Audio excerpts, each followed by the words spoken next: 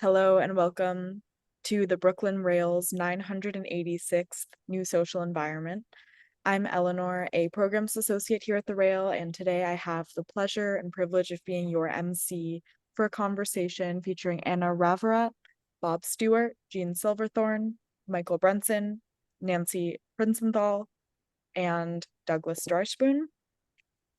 And now to get started, I'll introduce today's guests and host. Anna Raverat's first novel, Signs of Life, was selected for the Waterstones 11, a list of 11 top debut authors of the year as chosen by Waterstones booksellers in the UK. She also works as an organization development practitioner and is currently writing a nonfiction book about the work experience. Bob Stewart is a pioneering tubist and renowned jazz educator who has toured and recorded nationally and internationally with the First Line Band, which is his current quintet, as well as Taj Mahal, Henry Threadgill, and countless others. Jeanne Silverthorne is a sculptor who lives and works in New York. Her process is one of modeling in clay, making mold, and then casting in platinum silicone rubber. Her practice involves an archaeology of collapse and entropy.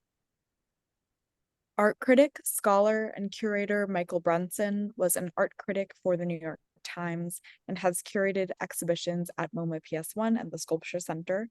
Along with other recognitions, he has been a Getty Scholar and a Guggenheim Fellow.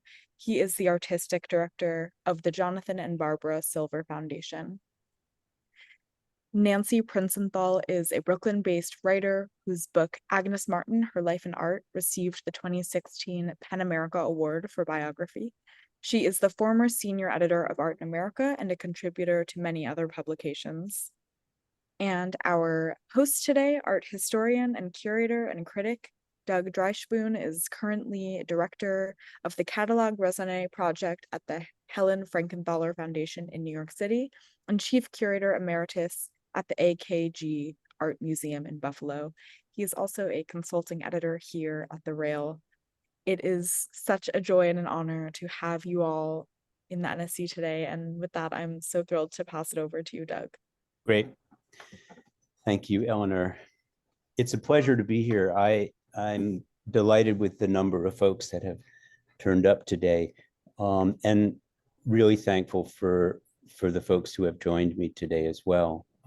I do, as a matter of course, and for the record, want to mention that there are others who were contributors to the issue that, just for the record, I'd like to mention Bill T. Jones, Robert Storr, Paul Tucker, David Levi Straus, and Richard Schiff. It was a great experience to be working with all of these folks, as you can well imagine. They all rose to the occasion nobly. And I think, as a way of getting started, just a few words, from me, that the topic is one of great interest to me. I feel a little like you stumble across knowledge empirically as you waltz through time. So my interest in this topic came up at a point in my own life where I had crossed the threshold, over 60, and thought to myself, wow, why isn't more being done with creativity and aging, with art and aging, with older artists and artists who are still in the game? And when I say artist, I really mean that interdisciplinarily. Like, this is why we have Bob Stewart on the phone. That is the session. Anna, folks who are and have been creative, continue to be creative. Age doesn't hinder it, it actually enhances it. So in a way, this session is a booster and an encouragement and a way of enabling folks in their minds and physically to keep moving, to keep doing. So let's get to the heart of the matter. We're gonna go around. It's a little bit, given all the faces on the square. We're gonna go around our internal table. Each of the participants will say a few words about the topic and about the topic as it continues to evolve and as they've continued to think about it after their participation in the issue. And then ultimately we'll have an internal discussion, but ultimately we're going to open it up for Q&A. So please hold on to your questions. I hope there are a lot of good questions. We'd really would like to hear from you. It would be a boon to the session. So let's begin, and there will be some slides as well. Jeanne? Hi, everybody. I am going to actually, since Doug asked us to think about things we hadn't said in our essay, I'm going to sort of, veer away from a bit from like my process and being in the studio. I just turned 74 this month. So of course, age is on my mind. And of course, it has made its way into my work. So that recent pieces include representations that range from infancy to old age. But what's interesting to me, and this is the new thought I had since I wrote the essay that Doug asked for the Rail, and that is when I was installing these new works at a recent show that just closed a few weeks ago, one of the things that became clear to me was not just how age has changed the work, but what hasn't changed. So if I can impose on your patience for a very few minutes, I want to take you through some of the images from this exhibition as a way of talking about what has and hasn't been changed by getting older. And what you're looking at now, as you can see, is called Hanging Question Mark. It's all rubber. As an aside, rubber, which is a material I've used that hasn't changed, is what all the things you're going to see are made of. But more to the point, this is for me sort of the eternal existential question, like why, right? Why, or who am I, or whatever you might think of as your eternal existential question. And I have to say that I'm no closer to an answer to this question at the age of 74 than I was at the age of 4, when I had my first playground experience, which was one of total and complete, but mild puzzlement. I mean, I was really bewildered by what the kids were doing and why they were doing it and what they were saying and why they were saying it, and at their kind of explosions of emotion, like what made them so gleeful sometimes and so angry other times. I was just sort of mystified by it. And even now at 74, if you said to me, what do you think about the world? I'd have to say, I don't get it. I think that can define my whole life, over and over again, the phrase, I'm sorry, I don't get it. I just don't get it. I remain mystified. So in the next slide, here's an image of infancy. This is a very small baby on a much larger rubber cloud. But the title of this piece is, "And the Unfathomable Night of Dreams Began." It's a quotation from a Clarice Lispector novel. And the full quote is, "And the unfathomable night of dreams began, vast, levitating." And I guess for me, the key is, we come into this world unknowingly, right? And we go out the same way. It remains a dream. Dreams don't make sense.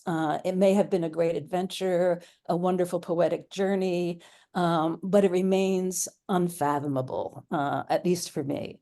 On the other hand, as the next slide will show, we have the aging body. This is a self-portrait of myself at 73. So this is something that did change, right? My body changed. Everybody's bodies changed. It got older. It got gray. It got battered. It got distorted. I think the next slide can show you even more clearly that it's seamed. It's kind of coming apart at the seams. So obviously that's something that age has made a difference about, what has happened to my body. But it's also maybe the fact that age has changed the way I think about or present my body. When I was younger, I mean, like many, many artists, I've always been interested in the body. The body I presented was fragmented, internal, and magnified, by which I mean I would habitually take microscopic views of the inside of the body or the skin and enlarge them to gargantuan proportions. And then a few years later, maybe a decade or so later, I would make self-portraits that were fairly realistic as I could make them, and complete from head to foot, but they were tiny. They were 5 or 6 inches high. And in that sense, they still lived in my head. They were still internal. But with this piece, Banshee Self-Portrait at 73, I kind of feel like, in a funny way, I don't want to say I've grown up, because I don't want to suggest that like this is it, but it's the first life-sized self-portrait I've ever done. It was done directly on my body cast by me. So I'm outside of myself for the first time, looking at myself.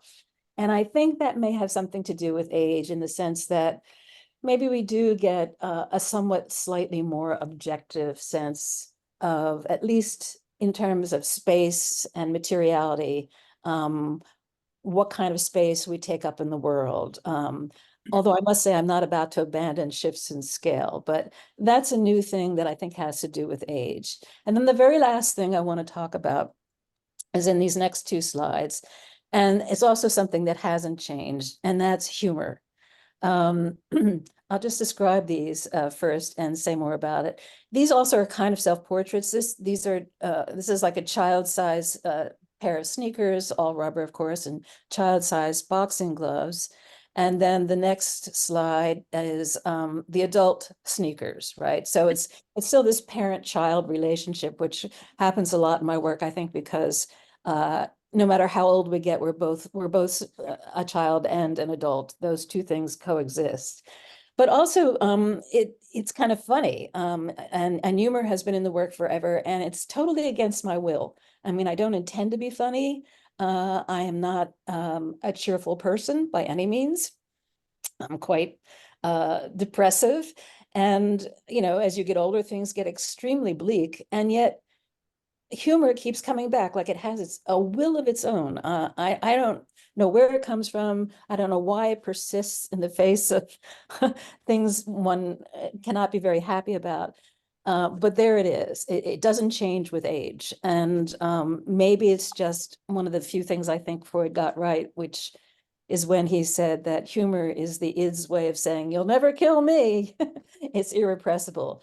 But maybe it also has to do with playfulness. I mean, creativity is essentially playful. And when we're children, of course, we play only for ourselves, right? We don't play to make money. We don't play to get attention or fame. It's for our own pleasure, for our own way of figuring out the world, completely disinterested in that sense. And one of the advantages of getting old, or one of the results of getting old, is that to a greater or lesser degree, worldly concerns do fade away. Never entirely, I'm sure, but they do diminish, and you care less what the world thinks, right? So you don't have anything to lose. And what that means is you're freer to play the way you used to play as a child. You can take more risks. There's nothing at stake anymore except your own pure playfulness. And so I guess I would just end by saying that, for creative people, there can be a second childhood, which is not about losing your marbles, but about playing with your marbles. Jeanne, that's great. Thank you. And it brings me back to the session that we did at CAA so many years ago on humor. Yeah. And it's a really interesting part of this discussion, and something that we should hold on to.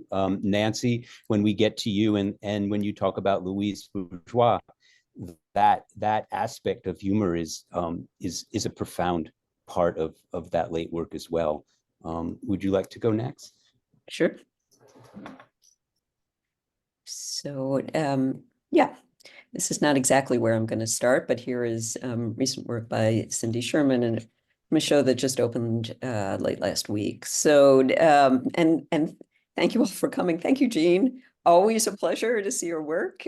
Great to hear you talk about it as always. It's a hard act to follow. I do want to talk about humor, which is part of Cindy's most recent work as well. But I also want to get back to this question that you began with, Doug, about what we've been thinking about with respect to age since we wrote our contributions to the art critics page in the Rail.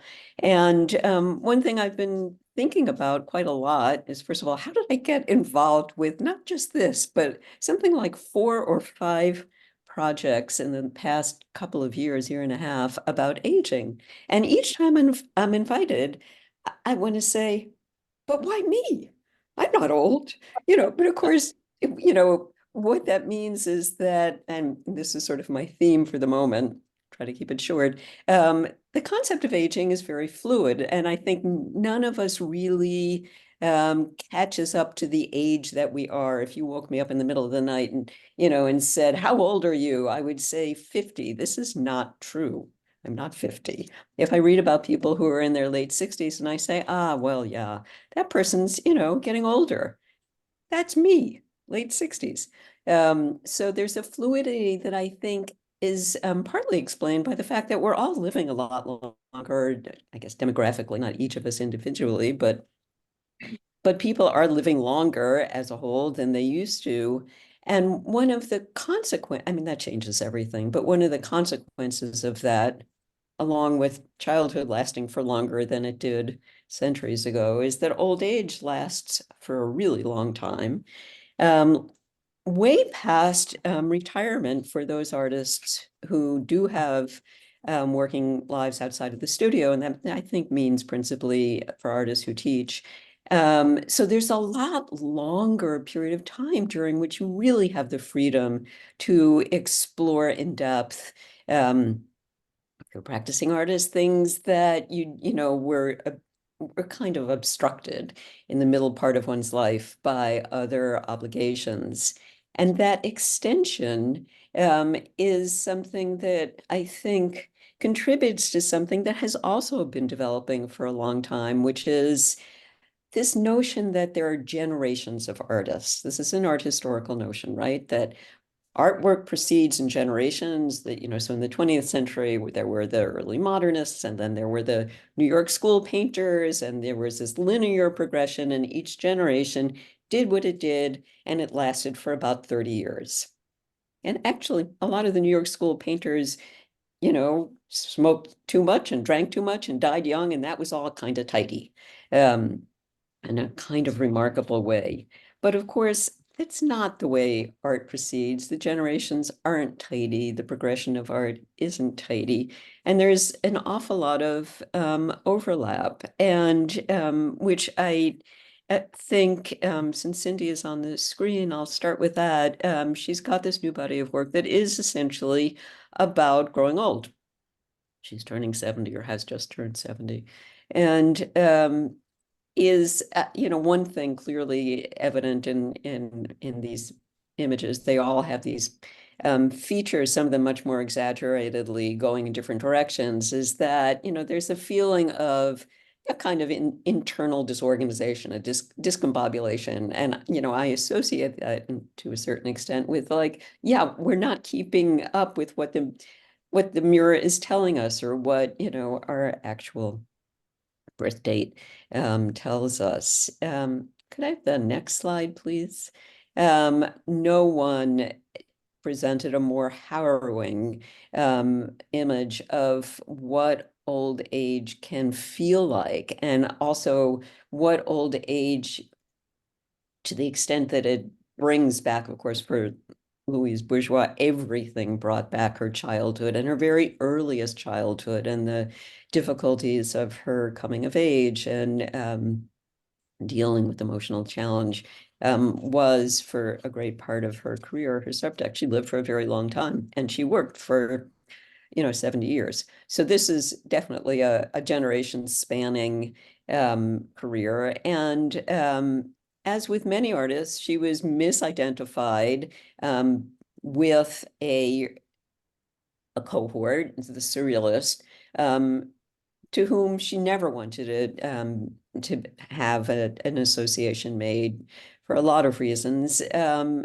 But one reason is that it was a misrepresentation of her age. She was really too young to be part of the full flowering of surrealism in Paris in the 20s and 30s. She was born in 1910, even though 1911, even though she, was living right above the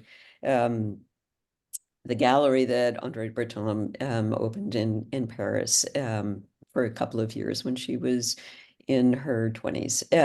So a misidentification with surrealists when she was young, and then a misidentification with figurative feminist artists when she was older. Not to say that either of those things aren't applicable to her work, but that's not the way she saw it. She saw her work as a continuum full of change. Full of change. I mean, she was inventing until the day she died, but that the links to the artists who were chronologically adjacent to her didn't really mean anything that important. Probably going to regret having said that because there are exceptions to that. One thing I do want to say is I was reading recently a very short essay that Linda Nochlin wrote about Louise Bourgeois in relationship to late style artists when they get older. And what the inimitable Linda Nochlin wrote was that, there is this sort of presumption about late style, and she cites Monet and Rembrandt and one of the artists, is that there's this kind of, I'm going to see if I can find the quote, blurring, softening sort of expression of universal harmony. Monet, Rembrandt.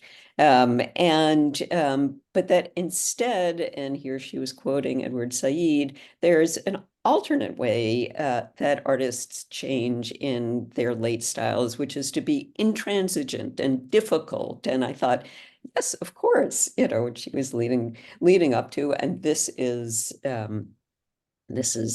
what Louise Bourgeois achieved in her old age. Certainly, these couplings that she did this is 97, that this is 94, and this work making use of sort of cloth dolls returns, of course, to the, dolls of childhood, and also to her own personal history of working with her family's tapestry business when she was a young adult and even a teenager.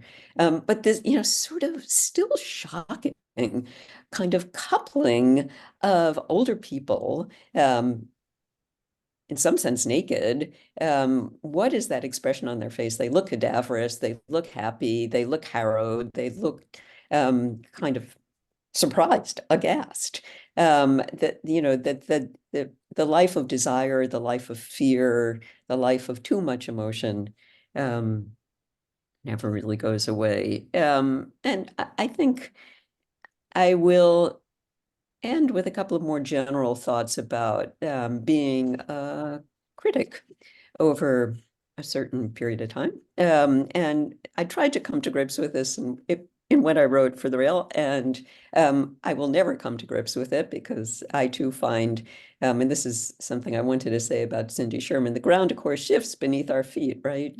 I mean, Cindy Sherman was engaged with the commercial media landscape when she set out to make her film stills, and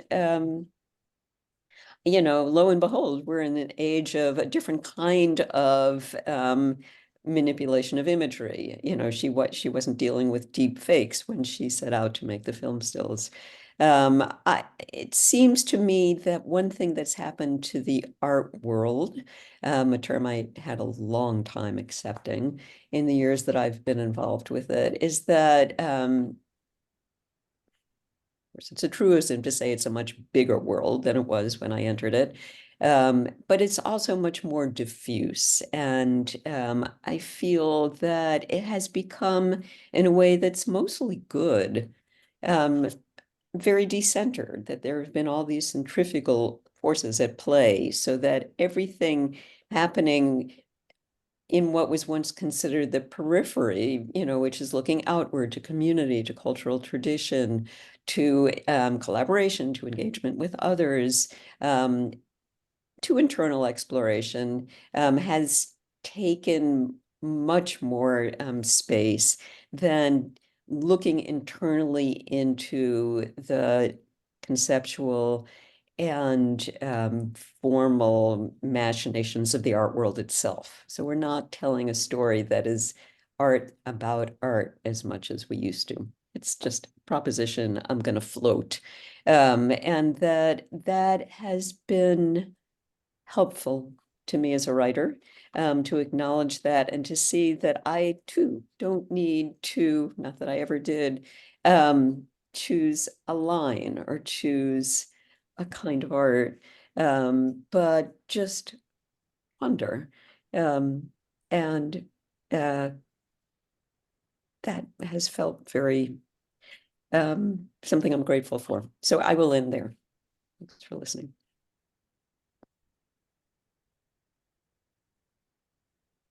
Doug, I think you're muted.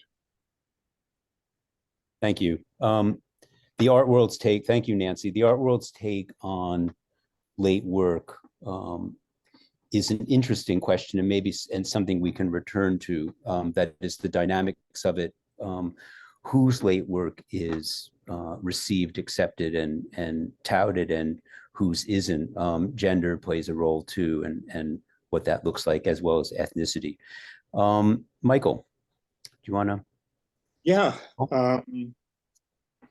So first of all, Doug, thank you, because I think this critics page is pretty great, and I read it over again last night and this morning, and it's really substantial. There's so much in it. If I were still teaching, I wish I were still teaching so that I could give it out to students and we could go with it. At any rate, I just got three, fairly quick remarks, and they kind of all have to do with space more than time. And the first one is that my father was born in 1893 in Riga, which is 5 years before Eisenstein was born in that city. And Sharon, my wife's father, was born in 1889, which is the year Chaplin was born. And that's a huge span of time. So I feel like I've got 1 foot in the 19th century, that I've always had that foot there. And I think about this span. I'm aware of having within me a particular sense of time or notion of time that's very different than digital time. And I feel, as I get older, a certain fidelity to that scan and span, and trying to inhabit it and understand it, and allow that to be part of what I do. I think that the 3 people that I wrote about, that Jillian Jagger, Vita Peterson, and Gerda Blumenthal, my aunt, they were non-digital. They were not digital people. Gerda, who died in 2004, she had a computer. She didn't have a cell phone. She was basically a book person. And Jillian she's really on the computer. She did have a cell phone. Vita had neither a cell phone nor a computer. So that there was a particular way in which they related to the world that I think really informed the way they thought about their lives, and they were particularly at the, toward the end, that enabled them to completely immerse themselves in what they most cared about and search for whatever it was that was most meaningful to them. They had a particular way of being, with people, with books, with art, with everything. And with that was a kind of privacy, and a kind of interiority that had a certain capaciousness to it. And I think of that interiority and privacy also in relation to space, more than time. And And it meant that they could make room in a certain way for whatever they did and for whomever happened to be with them. And the third point I want to make, or the third remark I want to make, I feel like when I was younger, like a long time ago, there were so many authors and so many artists who were in my mind all the time. And I feel like during my years at the Times, which was 82 to 91, I was reading more. I was aware of what was going on around me, and I had so many voices in my head. Some of which I was aware of, some of which I was not. But at any rate, I was like aware of people who would respond in a certain way to what I was doing. I was aware of people who I felt believed I was nothing. I was aware of people who I thought were, would have wanted me dead, as well as all the people who were supportive of me. And it was, just this kind of tremendous world of voices that were there, and it wasn't necessarily there when I was writing, but I was aware of it. And I feel with part of what's interesting to me as I've gotten older, I feel like it's really started to empty out. Like I'm not aware, I'm aware of the people when I write, when I have something to write and I do a lot of reading, then of course I'm thinking about everyone who has thought about what I'm thinking about. But it's so much clearer, and as I say, things have emptied out a lot, and I feel like what I'm aware of much more than the voices of individual writers is this sense of space and really spatialization of my own inner world and what I want to do and what I want to bring into what I do. And then, how I define that spatialization and space, that's something else. But that's really what's more on my mind as the years go on than almost anything else. Thank you, Michael. This idea of space, and I wonder too, Michael, because you toggle back and forth between New York City and a quieter place upstate, that being upstate gives you that a kind of space, a different kind of space that allows you to empty out. It's as much temporal as it is interior. When we're talking about space, it's a very large overarching issue to this theme. In terms of how people internalize it, in terms of various disciplines, the space of a dancer is different from the space of a painter. So as a dancer or a musician, and Bob, we're gonna get to you in just one second, as a dancer ages, it's harder for them to conquer space, to envelop space, to leap and bound. Whereas a painter, let us say, or perhaps even a sculptor, can kill space, can expand space. Space continues to be, cosmologic and open. So the differences are quite interesting. Bob, as a musician, and Bob is a tuba player, so it's a big axe to carry around. We've talked about space, Bob. That is, how your attitude towards it has changed over time. And time is another consideration. Musician is integral to how musicians think and perform and structure what they do. So I wonder if you could just, talk to us a little bit about both of those things or whatever's on your mind. Thank you, Michael, because you're introducing the word space. Allows me to expand myself, because I was thinking of time and all the different, if you stand in, depending on where you stand, time can be very different. And if you stand in one place, time for me has to do with music. if you stand in another place, time is very, very different. Recently, the perspective of time is being brought to my eyes so very clearly because my son, my 8-year-old, and I was looking at a picture of my older son who's now in his mid-late 30s, a picture of him when he was 8 years old. And I put it on Facebook recently where we were standing looking at this kind of a poster outside of a concert venue and talking about what was about to go on and so forth and so on. And thinking about the sense of time, just last week, he did a solo performance with an orchestra in, I think, Norfolk, Virginia.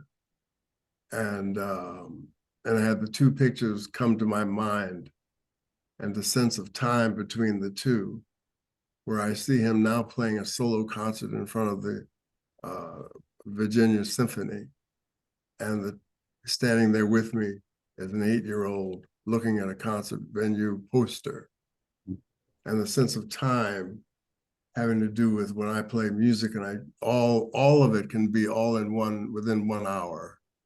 I can play a song that's very, very slow, or a song that's medium or extremely fast. Time.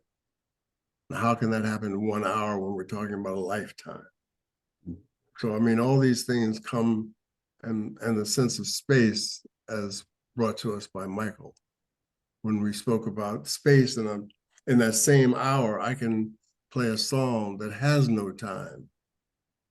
And it can vary. We can be out playing totally free and responding to the moment, or play another song that is all about time. And it stays in a very strict position having to do with time. Even more personally, time and space in relationships. What does a relationship look like when you're 78? Particularly when the one that you're used to is just broken up and is no longer exist. What does a relationship look like? What is the timing and spacing of a relationship? What is a relationship? What do you do at 78 to create a relationship with another person? The time and space of that. So all of that is very, very much in the front of my brain, talking about the subject. That's why I talked with Doug in the first place. We had a very insightful conversation. And all that, I'd like to talk more about that during the course of this conversation with the questions that might come up. But it's been very much on my mind. I think about my son. I think about doing a project with him. How do we do that? How do we connect where he's at and where I'm about to be? I look forward to it. You know, Bob, Yeah. before we let you go, one of the things that will always stand out in my mind was the session that we had with John Giorno at his bunker loft on Bowery. Yes. When we were priming for the CAA session, and Mary Heilman was there, and we were joined by Randy Kennedy as well. And John, the poet, was frustrated because he felt that his age, and this was, a couple of years before he passed, he felt his age disenabled him from being the poet that he had always been. He didn't have the same breath. He didn't have the same stamina. He didn't have the same, quality of voice. And you said to him, you said, John, take what you have and reimagine it.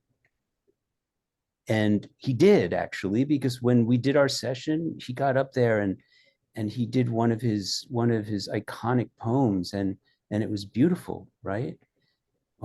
But I love what you told him, and you've been doing that. I mean, it feels to me like you continue to do that, and you keep yourself in form. I mean, you work out. I mean, time is a weight, but it also elevates. Absolutely. But you have to meet it. You have to meet it halfway.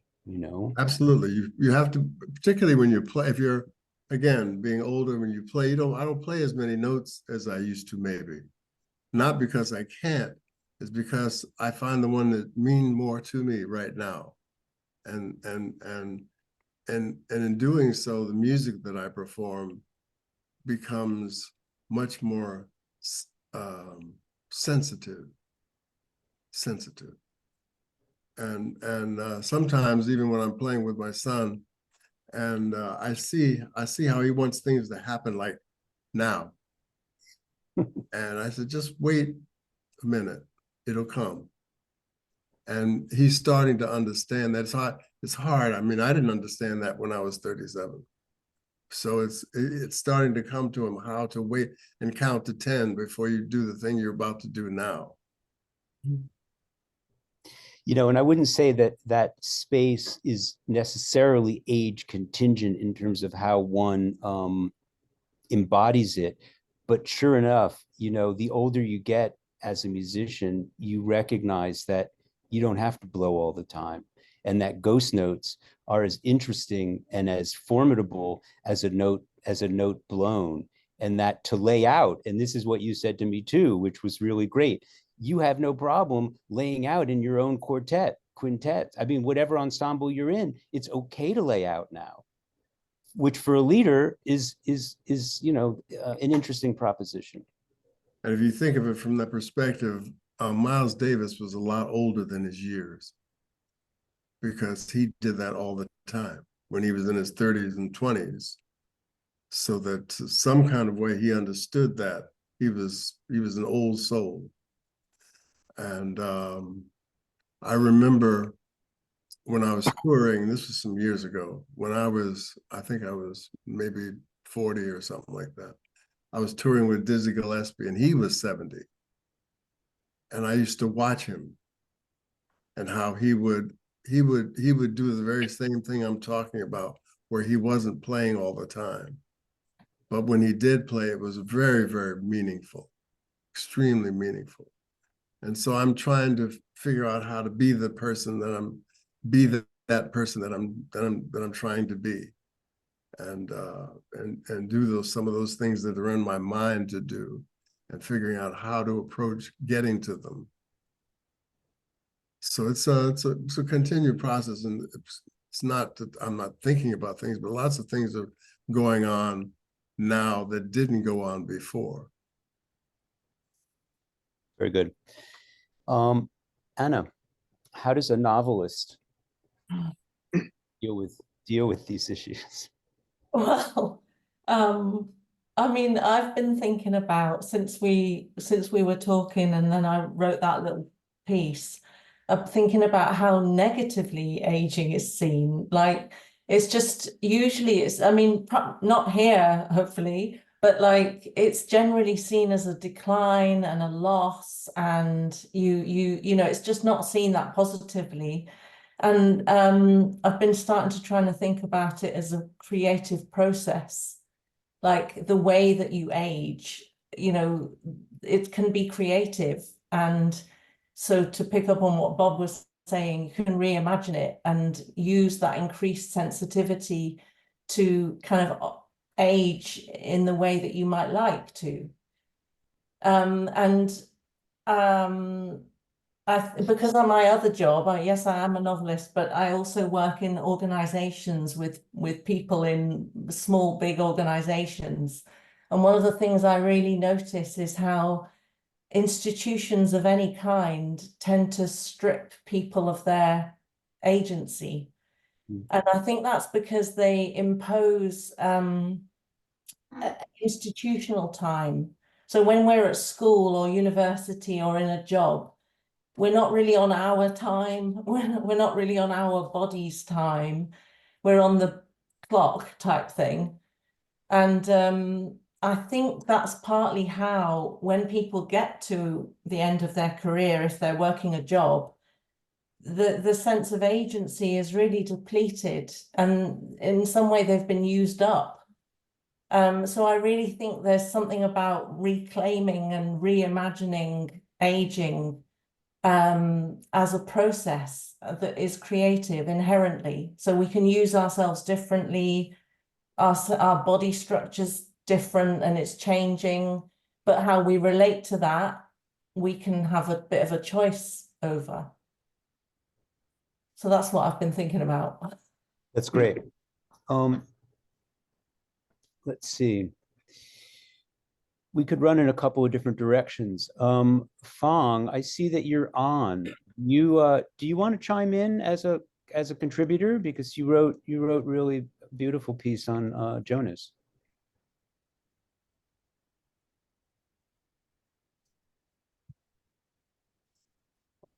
Thank you, Doug. Sorry, I was in early meeting, so I couldn't join in. But I witnessed Jonas when he moved to Greenpoint in 2003, and after having lived in a loft with his wife, the photographer named Hollis Holton, and they separated. I think they lived together in that loft at least 30-something years. So when they have to divide the loft, and I think that's what happened when he moved to Greenpoint, became my neighbor. So he was then, I don't know, maybe already in his 81, 82 years old. And immediately he exercised his agility, in that the loft is much smaller in Greenpoint than the one on Broadway. And books everywhere, mostly books and equipment for his filmmaking, editing room immediately. And I think he essentially adapted that condition very effectively. Can you turn on the over there, Carl? It's echoes here. And I watched him as he began making this epic film. It's called A Letter to Greenpoint, which he filmed every day. He filmed his process of unboxing all the books, and organize a new environment, work-live environment. As you all know, most of us, my generation, when I came to New York in the late 80s, the bohemian life was fleeting. A very few people would resist enter the academy. And I think Jonas was one of those very few people. So I got to see what a bohemian life looked like. And it was a great pleasure to see how he lived and slept on a thin mattress on the floor. The rest is just for working.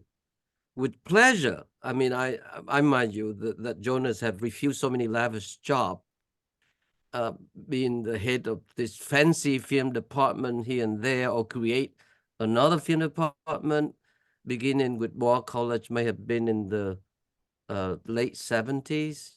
So it was a pleasure for me to observe him, how he have this amazing ability to adapt.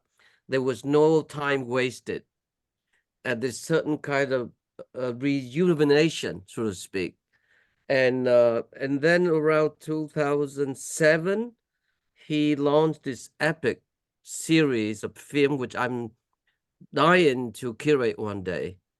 It's called 365 Days Project, which basically inspired by Petrarca, as you guys remember, when the Roman Church was moved to Avignon in the 14th century, where Petrarca fell in love, an unrequited love, a court lady named Laura de Noves. I think she was married to the ancestor of Marquis de Sade.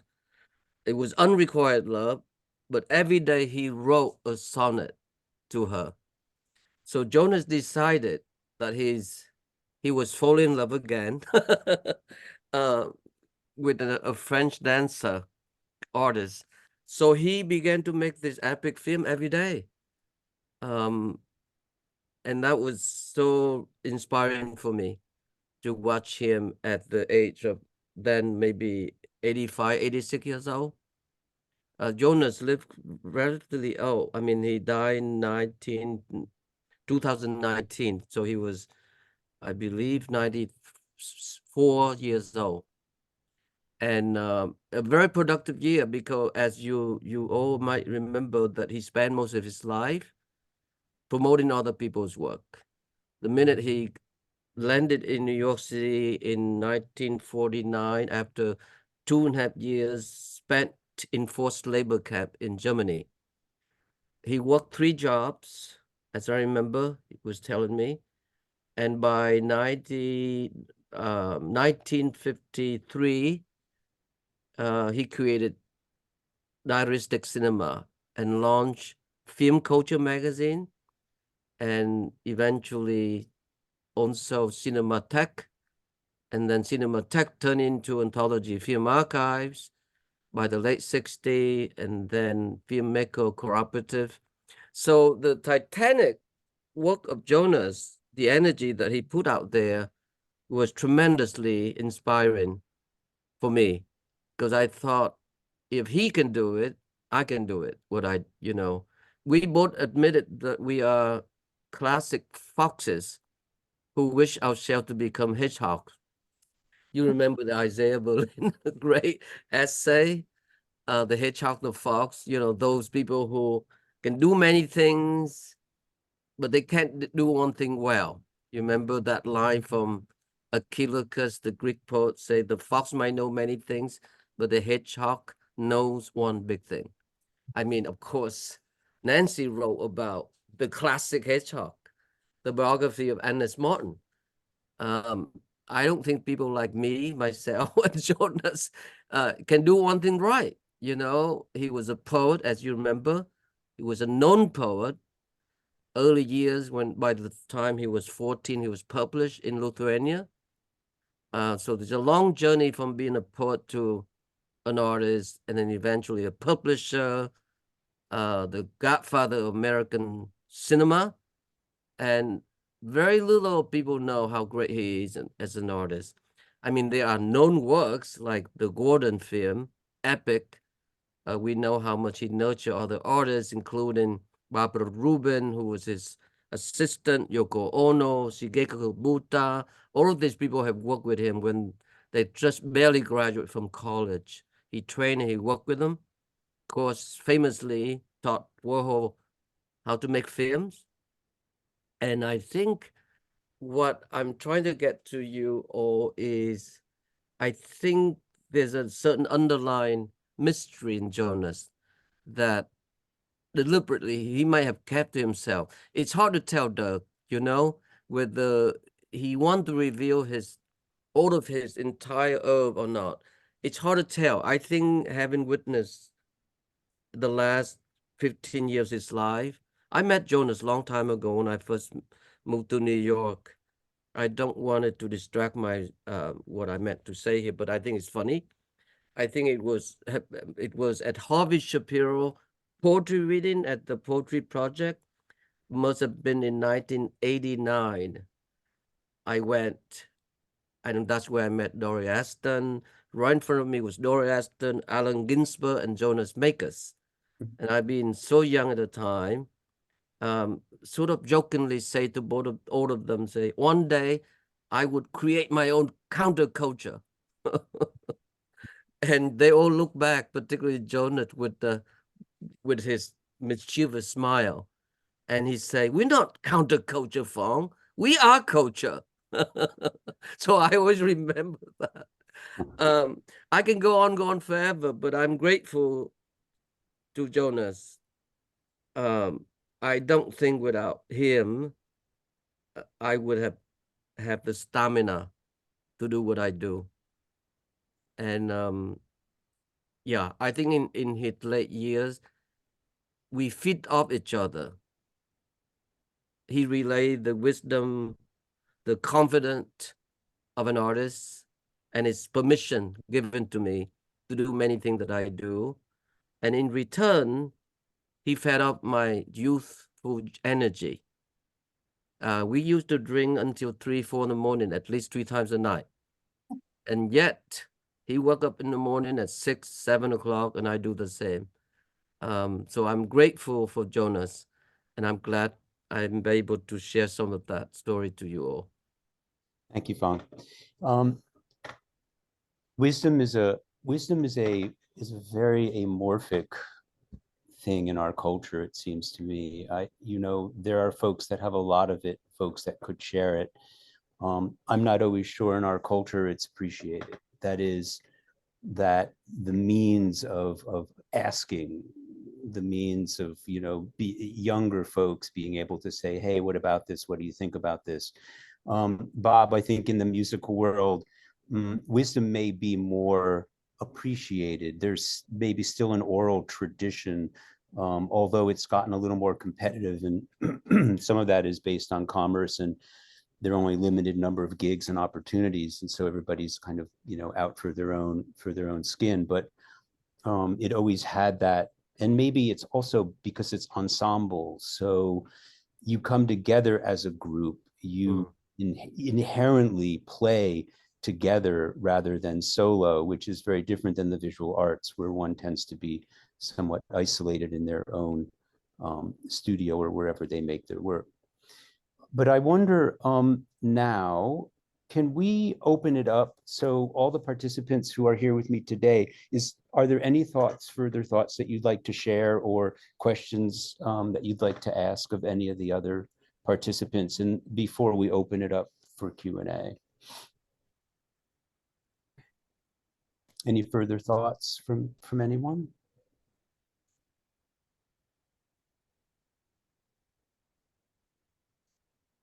Silence. Maybe where we are time-wise, maybe we can just go to the questions from the audience. Sure. Sure. Sure. Thank you all so much for this really, really rich and wonderful discussion. It's been so amazing to hear from all of you. Our first question today will be from our friend GE. GE, feel free to unmute. Thank you, Eleanor. Thank you all. This goes in so many wonderful directions, and all of it great. As creativity may be the aging individual's most profound response to the limits and uncertainties of existence, isn't it all really about resistance to the stone wall, the impassable rush of water, and the sort of jagged edge cliff that we all face? Thank you.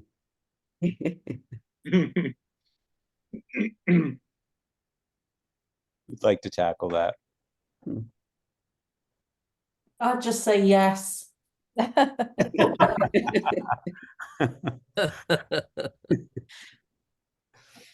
I mean, it's all depends, isn't it, GA? Depends how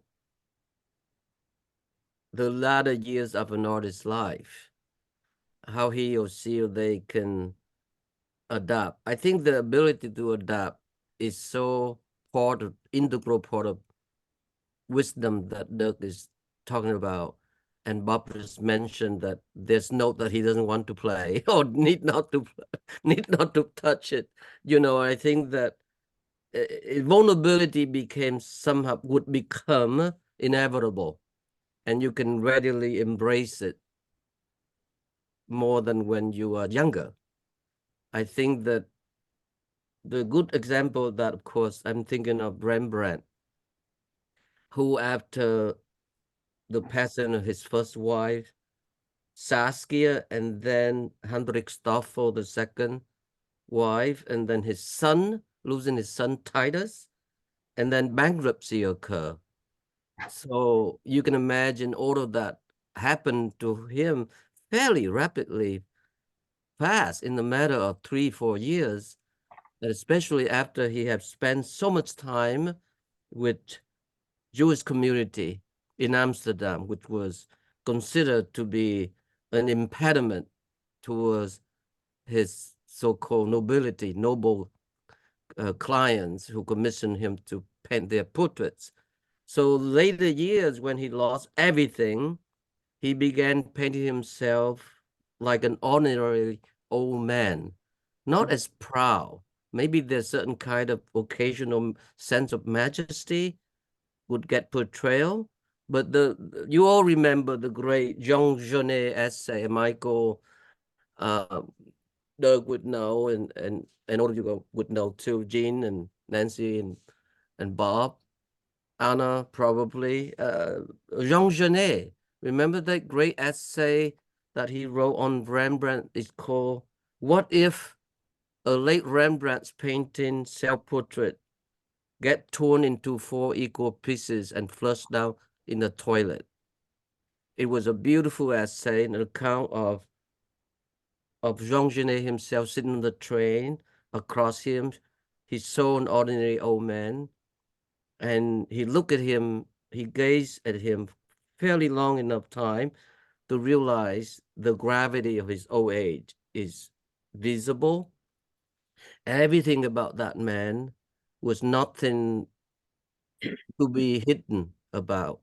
And that one instant he identified with the late Rembrandt, because late Rembrandt is no longer painting himself as a proud, important, personality in Amsterdam, the court painter of so many noble families. And the nakedness of it all, the vulnerability, was shown through the decay of his flesh. And of course, the Frick have the great self-portrait there, but he make himself like the last dying majestic king before the decay of the flesh would fall off his body. But I think it just depends on different cases. You couldn't say that about Picasso, could you? Picasso is racing against death. Remember the last portrait where he drew himself almost like a rock, Michael? Everybody remember? Yeah, and Where and it Fong, that's it's a great Richard Schiff in his contribution talks about those late portraits. But I wanna kind of dig into the vulnerability in the heart of this conversation, because I think as one ages, at least I'm finding this to be true, that my intuition and my empathy rise. And I find that a positive thing. I also find it a rather unsettling thing, right? Because you're super sensitive to shit that you don't want to be necessarily sensitive to. But there you have it. And Bob, as a musician, that sense vulnerability can be a great boon to how one writes and creates music, and Absolutely. Absolutely. I mean, just like if you take more time, you can take more time. You see time differently. It doesn't feel like, oh no, I got to do something now. You don't. I mean, you can take more time, and the audience feels that too, because the audience isn't engaged or invested in I got to do something in a hurry now. They're listening to what you do, and so their time is your time, and you can play to that as a musician when you're on stage, and you have to do it anyway when you decide what song I'm going to do next. What did the last one do, and how does the audience feel about it, and where is their time now? How can I plug into who they are and what they're doing? It's a give and take for sure. Yeah, for sure. So Doug, can I add just something in relation to what GE said? just just push back a little bit on it, because in terms of this kind of King Lear raging, or this kind of idea, or this need to stop time, I almost feel like there's something the opposite of it. I think the kind of joys and necessity of curiosity that we have through our whole lives, and the kind of importance of just being, that I felt in my 20s. I mean, so living in Paris, just sitting in a cafe, just doing nothing, sitting on a bus, doing nothing. I don't think that those moments have been with me my whole life. I mean, the importance of that notion of time, or space and time. So I feel what happens getting older is just the feeling the importance of it, and feeling the need to preserve the possibility and the potentialities of those moments of pleasure, of just being in the moment. And I don't feel that there's any greater desperation in them, as I'm getting older, than but I do feel getting older that it's important to somehow to maintain the importance of that and maintain the possibility of that.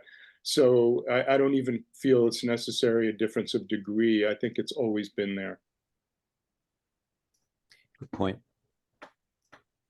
Thank you so much, GE, for that amazing, fruitful question. Our next question today will be from Millicent, and I will allow you to unmute. Hi, this is really a beautiful conversation. I just got lost in those thoughts about vulnerability and that doing nothing. So, but I'm just going to read what my question was, and it's really just an open riff. So, thinking about what Bob and Michael were speaking about, time, digital and non-digital, the space between notes, the space of 3 dimensions. It makes me think about the physical engagement with materials and making and how that invites us to step out of time or into the gap. And I wonder if both or either of you could just riff on that process and materiality kind of, the materiality of music, the materiality of sculpture, architecture, just open. I mean, I happen to be writing something on Mel Edwards now. And so, and one of the writers on him sort of kind of talked about the magic of substance and, of his materiality, and thinking about like the density of the materials, what happens in the materials and the way in which you can bring the materiality to life, and then the importance of the hand. I mean, I feel what you're saying, really rings a bell with me of just the importance of making, and the physical act of and the density of it, and putting your hands on things and what the hands can actually touch and bring into the world, that has like, yeah, I mean, it's almost what I'm saying about space in terms of the density of it and what it holds within it. And beyond that, it's also something that lasts, or something that can last. Yeah, thanks. So all the experience, all the knowledge of a life can go into that, and then it can produce something that's durable, that other people can relate to, and also continually draw from and take with their own imaginations and do something with. So that possibility of drawing something out, of putting something in and then drawing something out that's inexhaustible, that you can put your whole self and your whole life in. Right. And Michael, if we defer to that as process, I wonder too if time and aging has an effect on what that process looks like, the dynamics of it, the nuances of it. Bob playing the tuba now would be different from playing it, 40 years ago, right? Jeanne making sculpture may have the same process in terms of how you look at it, but your attitude about it and how you actually approach it may have changed, and there are nuances to that, right? I mean, I'd love to ask, your question to Bob and Jeanne, which is great. I'd love to ask Bob too, just the question of his hands, the hands on the instrument, and how he might think about that now compared with the way he thought about it before. I was thinking about what Doug just said years ago when I started playing.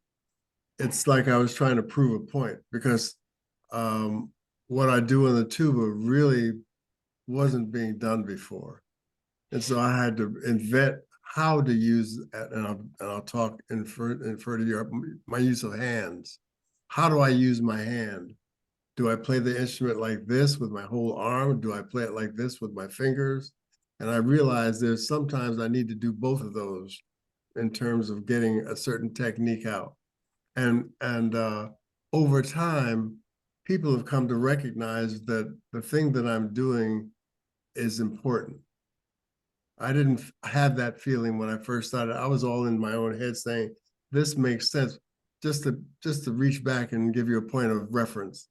The tuba was the bass instrument in jazz in the 20s. It was the bass. And it got evolved out of jazz by the 30s when the upright bass came in, and it became the chic instrument of the time. It was the instrument to be used. Now, I've asked many musicians like Milt Hinton, famous bass player, why did they switch to tuba? He said, because it's a instrument that was used in parades and picnics. And when we moved up to Chicago, going up the river, suddenly we needed an instrument that was more sophisticated for that setting. So suddenly the tuba was on the out. So therefore, what I tried to do is show that the tuba could be contemporary and technique and so on. So the things that I was doing technically, now the feedback I get back is of honoring what I've done. And so I feel the thing that you're talking about in terms of, I didn't feel that when I first started. It was all it was all self-determining, where I determined I was going to be doing this. And over time, I had a lot of people say, well, yo, Bob, recently, I remember looking at you years ago, I gave you about 7 years to be doing that, and you would burn yourself out. And this was like 30 years later, he's telling me that, and I'm still doing it. So it's a process of the musicians around you supporting what you're doing as you get older, and verifying that it's dynamite and it's okay. So it's different now than when I first started. I didn't listen to anybody telling me, what are you doing, man? That doesn't make sense. We already got a bass. You don't need to do that. I said, well, the instrument was kind of evolved out of jazz by the 30s and reintroduced by the beginning of the 50s by Gil Evans with Miles Davis and Sketches of Spain. And Birth of the Cool with Miles Davis. And except it was back in the idiom as a ensemble horn rather than this bass that it was in the 20s. And so I decided, why not be the bass? When I was doing this, it was like late 70s, early 80s.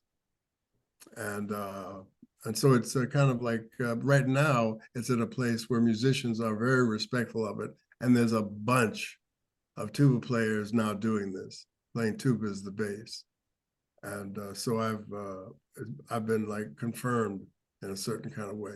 So they look at me with a certain respect based on that fact. Welcome to the world of music. Yep. Where you can get that respect. That's what it's all about. Jeanne, did you want to chime in around that?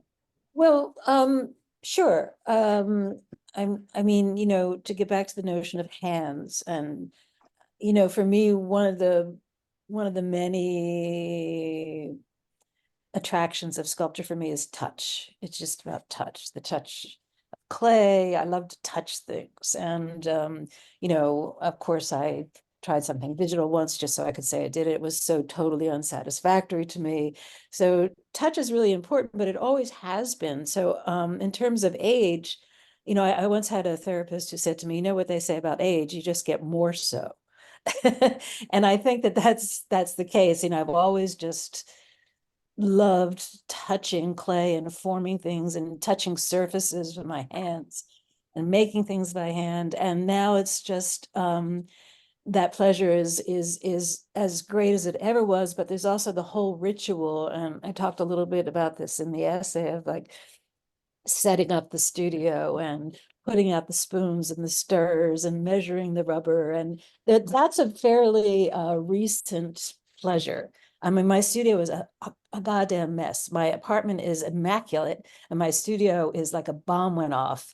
And I've started to have a real pleasure in like lining things up and putting things away, all the materials, all the tools, that sort of ritualistic aspect of it is a new pleasure for me, or it's more pleasurable than it used to be. So I don't know if that is on topic or not, but yeah, and that has to do also with it's an aesthetic of itself, lining things up and yeah, touching.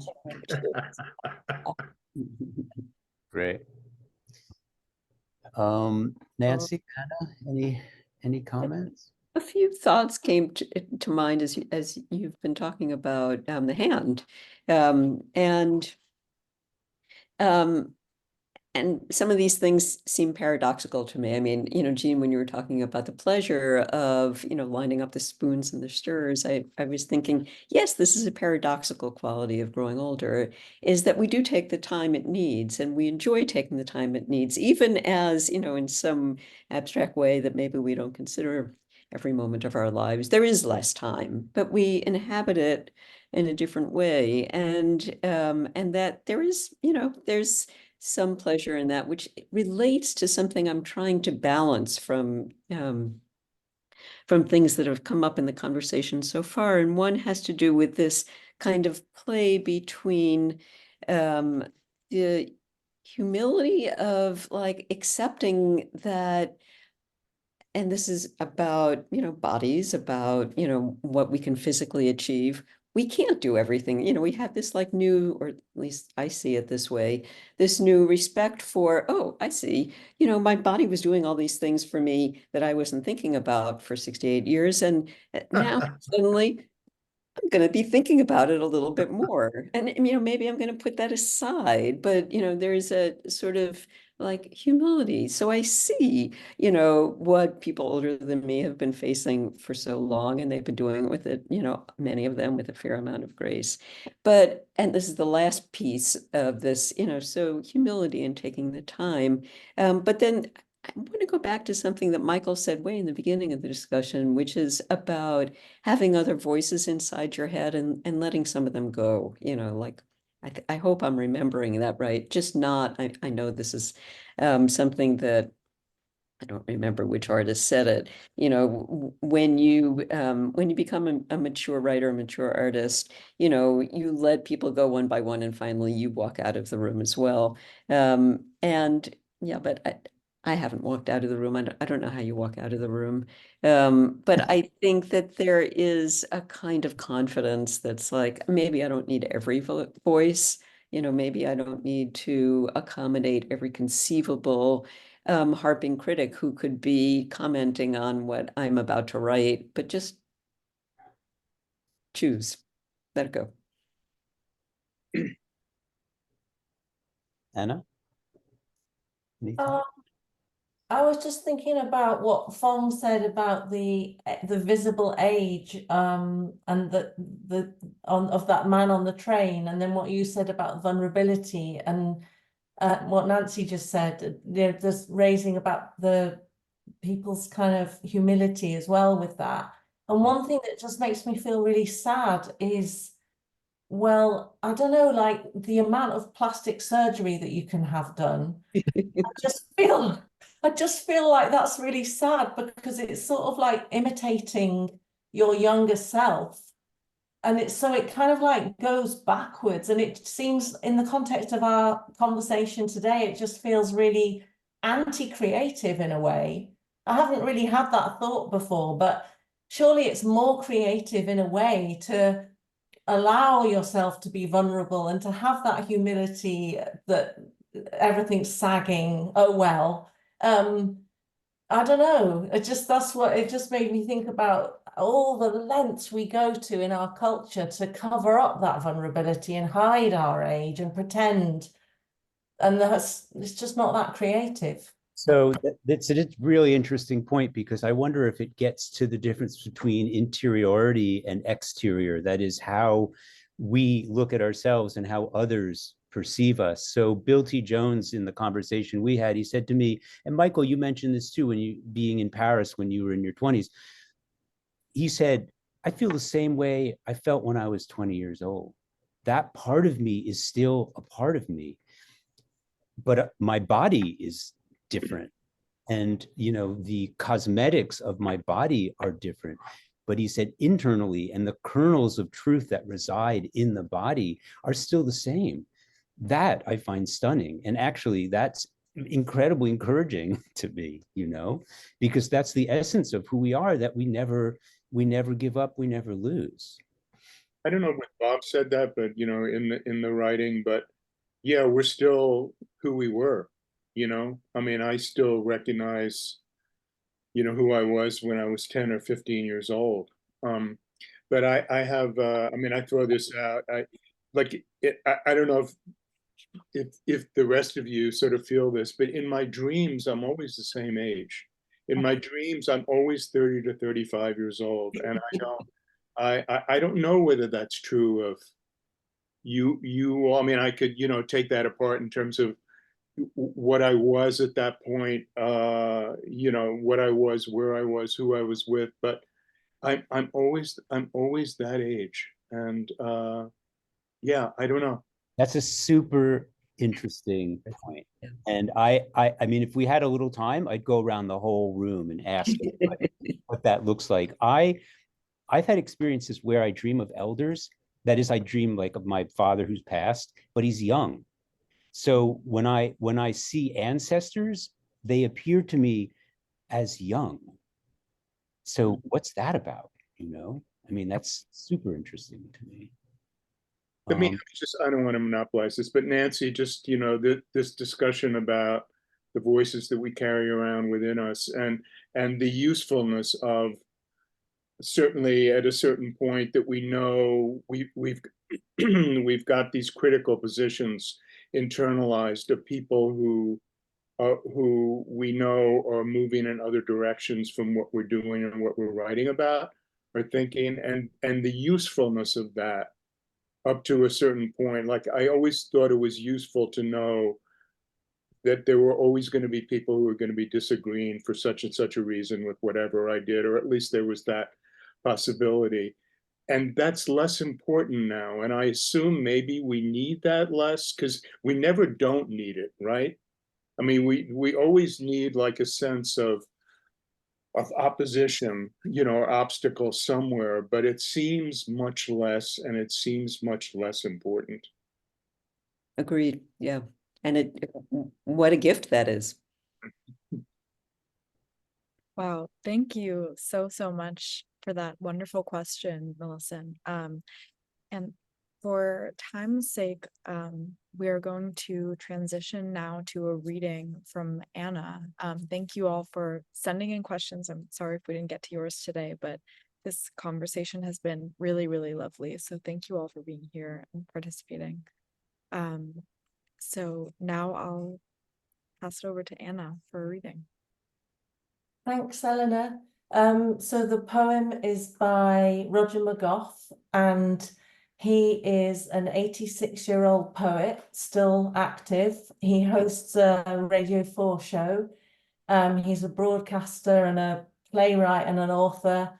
And he, I don't think this group is active now, but there was a group in the 80s called the Mersey Poets or the Liverpool Poets. And he was one of the leading figures in that movement. I'm going to read a poem by him. I can't do the Liverpool accent, so I'm just going to read it in my own accent. It's called Let Me Die a Young Man's Death. Let me die a young man's death, not a clean and in between the sheets holy water death, not a famous last words peaceful out of breath death.